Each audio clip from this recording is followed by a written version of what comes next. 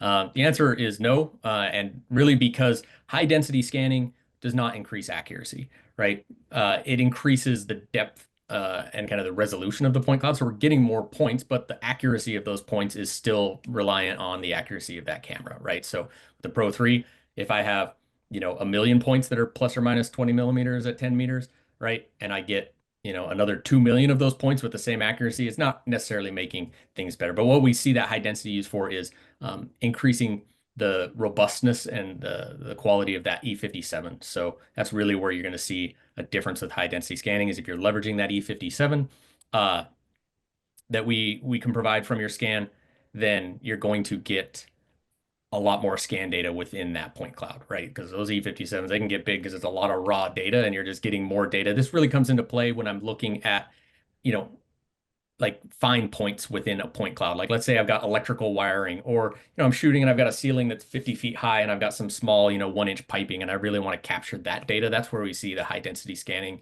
uh, really providing a big benefit is getting the fine details within that because I have more points in that E57 point cloud that I can reference.